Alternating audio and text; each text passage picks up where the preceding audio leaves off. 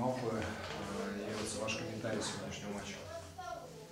Видно било што у наша команда беше напрежение, две игри хорошо се играли и продолжителноста 0-2. У команде доста било видна расслабеност, позитивна расслабеност, у них не било никакво напрежение, просто ничего потерјат.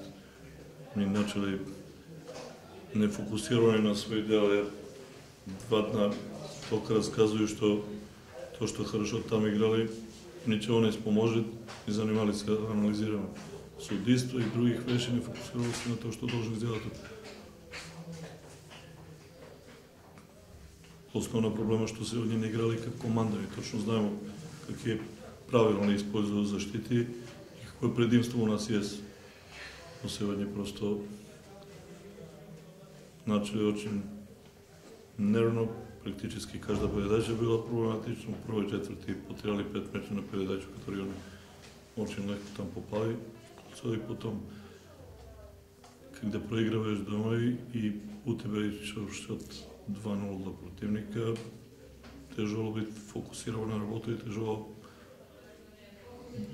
делат то, што ти делаш хорошо. Видно напрежение било и концовки, когда появил се снова шанса, у нас явили се херои.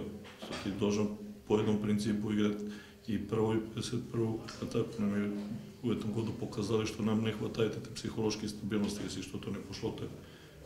Надо, не хватаје психолошки стабилности, што би подождали, што би у противника било несколку лоших минути, што би использовали сети.